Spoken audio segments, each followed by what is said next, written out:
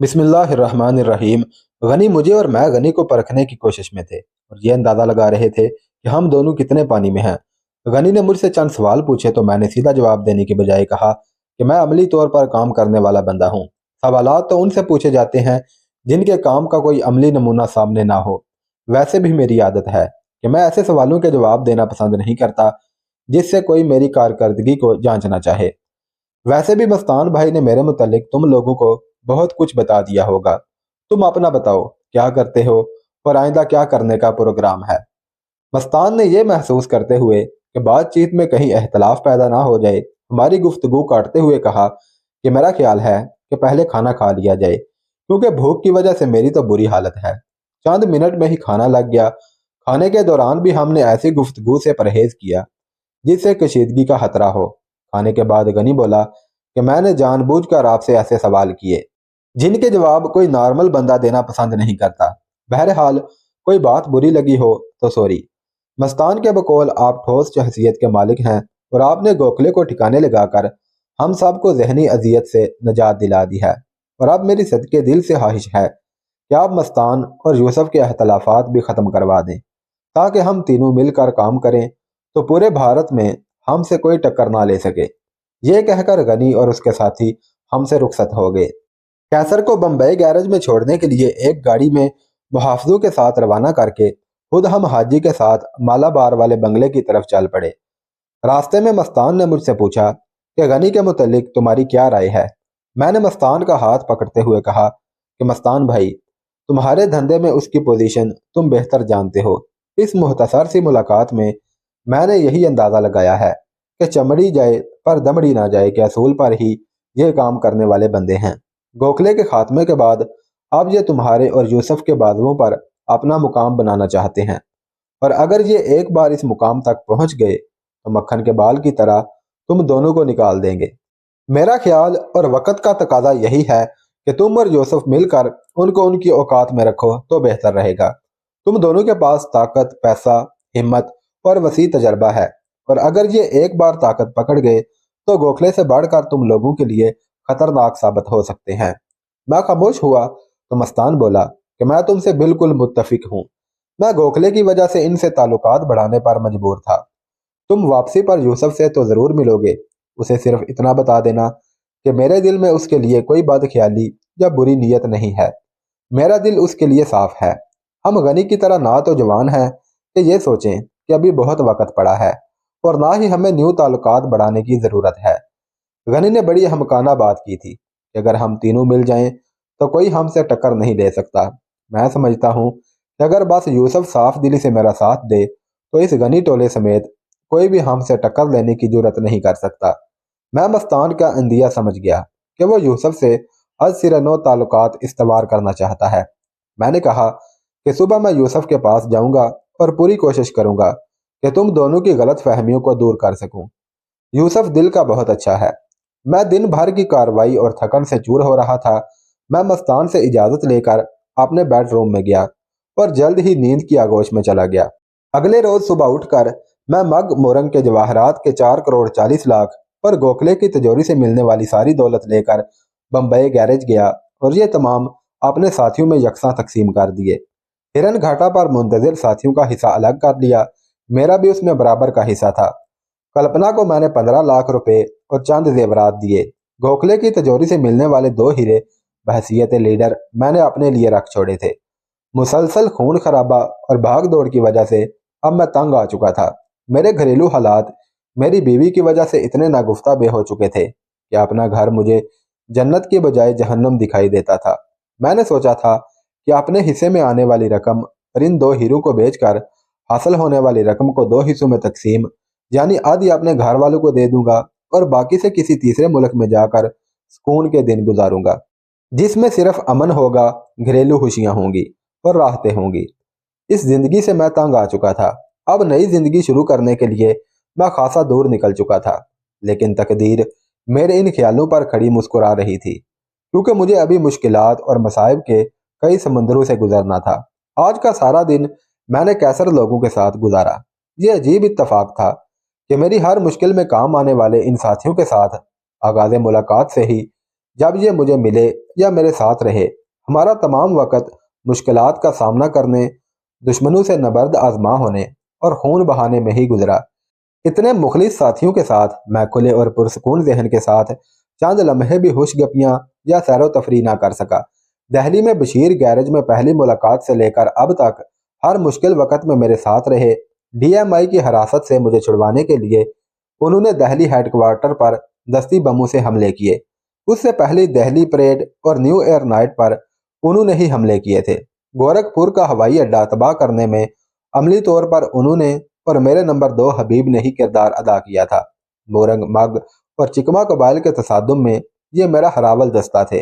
अगरचे मेरे कारवां में थाई और बांग्लादेशी फौजी भी शामिल हो चुके थे, लेकिन इस दौरान हमें सुकून का एक लम्हा भी मुयस्सर न आ सका था और आज दिल्ली ग्रुप वापस जा रहा था।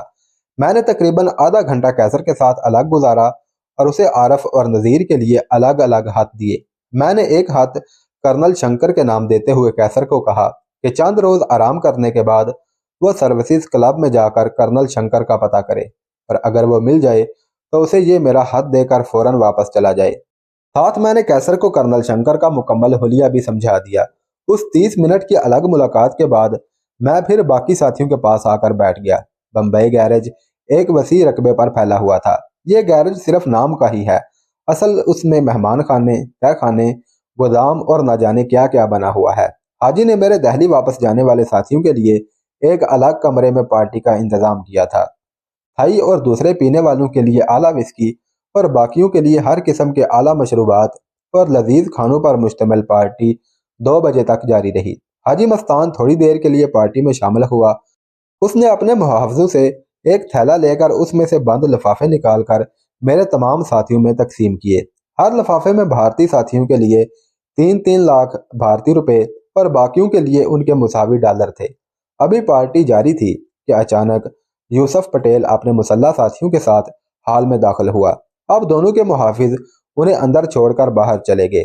यूसुफ हाजी को नजरअंदाज करते हुए सीधा मेरे पास आया और बोला कि हैरियत तो है जो मुझे 20 लाख लेकर यहाँ बुलाया है। उसकी बात सुनकर मैं हैरान शशदर रह गया। मैंने कहा कि मैंने तो तुम्हें नहीं बुलवाया। मस्तान मेरे करीब खड़ा था। वो मुस्कुराते हुए बोला कि मैंने ही यूसुफ को तुम्हारा नाम लेकर यहाँ बुलवाया है। हमारे इतने बड़े दुश्मन को खत्म करने वाली पार्टी के लोगों में से कुछ आज वापस जा रहे हैं, तो उनकी अलविदाई पार्टी इस कद्दू के बगैर अधूरी थी। यूसुफ हशमगी निगाहों से मस्तान को देखते हुए मुझसे बोला, इस काले 6 फुट के बांस ने तो मुझे डरा ही दिया था। उन दोनों की इस तरह से बेतकल्लुफाना गुफ्तगू से मैंने अंदाजा लगाया कि ये दोनों दरमियान में खलीज को खत्म करना चाहते हैं, लेकिन ये वक्त इस काम के लिए मौजू नहीं था। मैंने यूसुफ को कैसर ग्रुप और बाकी साथियों का तारुफ करवाते हुए कहा कि ये मेरा ग्रुप है जो इंतहाई नडर, बहादुर और जान हथेली पर रखकर अपना काम सर अंजाम देने वाले हैं। कैसर ग्रुप आज वापस अपने घरों को जा रहा है। यूसुफ उन सब से खुश दिली से मिला और बोला कि हमारा ये दोस्त बहुत खुश नसीब है जिसे आप जैसे मुखलिस साथी मिल गए हैं। भारत और काठमांडू में जो कारनामे आपने इनके साथ मिलकर अंजाम दिए थे उन्हें ये तफसीलन बता चुके हैं और कल का वाकया तो हमारा चश्मदीद है। वो सारा असलहा जो मुझसे ये दोस्त लेकर गया था वो भी आपकी नज़र है। ये 20 लाख रुपए मेरी तरफ से सब साथियों के कल के मिशन को अंजाम देने के लिए मेरी तरफ से तोहफा है। ये कहकर यूसुफ ने एक ब्रीफ केस मुझे दिया, जिसे खोला तो उसमें 100-100 के नोटों की गड्डियां पड़ी थी। मैंने जेसीओ को कहा कि कल के मिशन में शामिल होने वाले साथियों में यह बराबर तकसीम कर दे। यूसुफ ने कहा कि जाने वाले साथी जहाज से जा रहे हैं या ट्रेन से। मस्तान जो काले बांस पर चढ़ा हुआ था बोला, कोई पागल ही इतने असलहा के साथ जहाज पर जाने की सोच सकता है। यूसुफ ने तुर्की ब तुर्की जवाब दिया कि किसी जाहल ने ना तो आज के अखबार पढ़े होंगे और ना ही पढ़ने को दिए होंगे। यूसुफ ने यह कहते हुए अखबारात का एक पलंदा मुझे देते हुए कहा कि इनको आराम से पढ़ लीजिए। इन तमाम अखबारात में कल के वाक़या की मुफस्सिल खबरें और 2 में तो इस वाक़या के मुतालिक इदारिये भी छपे हुए हैं। मैं अपने 2 मुहाफिज इन्हें बाहिफाजत दिल्ली तक पहुँचाने के लिए साथ भेज दूंगा। मेरे भी 3 मुहाफिज उनके साथ जा रहे हैं। दोनों के दरमियान दोस्ताना अंदाज में अल्फाज की जंग जारी रही। फिर यूसुफ कोल्ड ड्रिंक पीकर रुखसत हो गया। यूसुफ ने रुखसत होते हुए कहा था कि मुकर्ररा वक्त पर वो हमें कोलाबा जंक्शन पर मिलेगा। क्योंकि प्रोग्राम के मुताबिक साथियों ने उसी स्टेशन से लोकल ट्रेन में कल्याण तक जाना था। दोपहर 4 बजे वहीद, मैं और कैसर ग्रुप बमा कल्पना 6 मुहाफिजों के साथ कोलाबा पहुंचे। कैसर लोगों से इल्विदाई मुलाकात मैंने गैरेज में ही कर ली थी। स्टेशन से बाहर यूसुफ अपने मुहाफिजों समेत मौजूद था। यूसुफ और मस्तान के 5 मुहाफिज कैसर लोगों के साथ ट्रेन में सवार हो गए। बिछड़ते वक्त हम सब की आंखें पुरनम थीं। ट्रेन रवाना हुई तो उसकी नज़रों से ओझल होने तक हम हाथ हिला हिलाकर अलविदा कहते रहे। हम स्टेशन से बाहर निकले और वापस चलने लगे तो यूसुफ ने वहीद से कहा कि मस्तान को बता देना कि हमारे ये दोस्त आज रात मेरे मेहमान रहेंगे और कल दिन को मैं उन्हें वापस छोड़ जाऊंगा। ये कहकर यूसुफ ने मुझे अपनी गाड़ी में बिठा लिया और हम लोग मरीन ड्राइव पर उसकी बिल्डिंग में पहुंच गए। वाकयात को तसलसल से बरकरार रखते हुए यहाँ मैं अर्ज करता चलूँ कि मेरी हदायत के मुताबिक बम्बई से रवानगी के 3 दिन बाद कैसर ने दहली से मुझे बम्बई के किसी पीसीओ से फ़ोन किया कि हम सब बहरियत दहली पहुंच गए हैं और मुहाफिज वहां एक दिन आराम करने के बाद आज शाम बम्बई के लिए रवाना हो जाएंगे। आज वो किसी भी वक्त आरफ और नज़ीर को मेरे खत पहुंचा देगा और 2-3 रोज तक कर्नल शंकर तक भी आपका हाथ पहुंचा दूंगा। कल्पना ने दहली पहुंचकर अपना दार्जिलिंग जाने का प्रोग्राम कैंसिल कर दिया है और मेरे बेहद समझाने के बावजूद वो आज शाम की एयर इंडिया की फ़्लाइट से बम्बई आ रही है। लिहाजा शाम 7 बजे उसे एयरपोर्ट से रिसीव कर लिया जाए, वरना वो खुद ही बम्बई गैरेज पहुंच जाएगी। कैसर ने मजीद कहा कि कल्पना के दहली पहुंच जाने पर उसे फ़ोन करूं और हो सकता है 2-3 रोज़ में वो भी बम्बई पहुंच जाए। यहाँ आकर मुझे बड़ी घुटन हो रही है और मैं आपके कलकत्ते वापसी के रास्ते में रुकावट नहीं बनना चाहता। अगर आप मुझे बम्बई ना मिल सके तो मैंने फिर भी बम्बई में रहकर नई जिंदगी शुरू करने का फैसला कर लिया है। कैसर की आवाज़ भराई हुई महसूस हो रही थी। मैंने उसे इतना बड़ा फैसला करने की वजह पूछी तो वो बोला, भाईजान मैं ये सब फ़ोन पर नहीं बता सकता। अगर आपको मेरा इतना ही ख्याल है तो अपनी रवानगी मजीद 3-4 रोज़ के लिए मुलतवी कर दे, मैं जल्द अज जल्द आपके पास आ जाऊंगा। ये कहकर कैसर ने फ़ोन बंद कर दिया और मुझे बड़े मखमसे में डाल दिया। मैंने जल्द अज जल्द यहाँ से जाना था। बम्बई में हमारा मजीद तवील क़याम हमें ख़तरे में डाल सकता था। गोखले वाले वाक़या के अलावा मैं पूरे भारत में वांटेड था। गोखले की फैमिली मेरे और कैसर के चेहरे पहचानती थी। उनकी बताई हुई तफसील के मुताबिक बम्बई पुलिस ने हमारे कदो कामत के साथ हमारे हाके भी बना लिए होंगे। भारतीय हुकूमत भी गोखले की सरपरस्त थी, इसलिए पुलिस हमारी तलाश में पूरी तवानाइयाँ सरफ कर रही होगी। अखबारात में गोखले ग्रुप के हाथमे को किसी ऐसे स्मगलर ग्रुप की कार्रवाई लिखा गया था जिनसे उनकी कारोबारी अदावत थी। एक अखबार में तो वाज़े और खुले अल्फाज में ये कार्रवाई किसी मुसलमान स्मगलर ग्रुप की कार्रवाई लिखा गया था। पूरे भारत में बम्बई के उस वक़्त 3 मुसलमान स्मगलर ग्रुप नुमाया थे और उस अखबार ने लिखा था कि यह कार्रवाई हाजी मस्तान, यूसुफ पटेल या फिर गनी मेमन ग्रुप की थी। उन हालात में मेरा मजीद यहाँ क़याम और फिर दोनों से रवाबत मेरे लिए खतरनाक साबित हो सकते थे। अब कल्पना की बम्बई वापसी और कैसर का मुझे मजीद चंद रोज़ इंतज़ार का कहना मुझे मुश्किल में डाल गया था। यूसुफ के ड्राइंग रूम में हम दोनों ही बैठे थे। मैं एक तरफ कैसर लोगों की जुदाई से उदास था तो दूसरी तरफ जहनी तौर पर पुरस्कून भी था कि वो अपने घरों को चले गए हैं। यूसुफ के दिए हुए अखबार मेरे पास थे। मैं उन्हें पढ़ने लगा तो यूसुफ बोला कि इनमें सिर्फ वारदात के मुतल्लिक और मकतूलीन के नाम ही दर्ज हैं। तमाम लाशें पोस्टमार्टम के लिए भेज दी गई हैं और गोखले की बीवी और बच्चों से जो पुलिस को मालूम हुआ है उसके मुतल्लिक कुछ नहीं लिखा गया। अखबारात ने इस कार्रवाई को मुखालिफ ग्रुपों का काम लिखा है। मेरा मशवरा यही है कि आप या तो जल्द अज जल्द यहाँ से चले जाएं या फिर ऐसी जगह क़याम करें जहाँ पर उन स्मगलरों का कोई ताल्लुक ना हो। मस्तान ने एक हमाकत ये की है कि गनी मेमन ग्रुप को आपके मुतल्लिक सब कुछ बता दिया है। गनी ने तुम लोगों से जोहो वाले बंगले पर मिलने जाने से पहले ही मुझे फ़ोन पर बता दिया था कि हाजी मस्तान ने उसे बुलाया है और कहा है कि वो गनी को उस शख्सियत से मिलाएगा जिसने गोखले ग्रुप का खात्मा किया है। आप असलहा मुझसे लेकर गए थे, लेकिन मैंने ये बात गनी या किसी को नहीं बताई थी और मस्तान को आपका असलहा लेने के मुतल्लिक इसलिए बता दिया था कि आप किसी मुश्किल में ना फंस जाएं। यूसुफ ये कहकर खामोश हो गया और मैं सोचने लगा कि मैं कितनी बड़ी मुश्किल से दो चार हो चुका हूँ। यूसुफ ने जो कुछ भी कहा था वो मस्तान की मुखालफत में नहीं बल्कि मेरी हिफाजत के पेश नज़र कहा था। गोखले ग्रुप का खात्मा कोई आम वाक़या ना था जिसको भारतीय हुकूमत या पुलिस अहमियत ना देती। बल्कि भारतीय हुकूमत तो उसकी सरपरस्ती कर रही थी। और अगर ग्रुप के अलावा इतनी तादाद में आम लोग भी हलाक कर दिए जाते तो मरकजी और सूबाई और सब इदारे हरकत में आ जाते।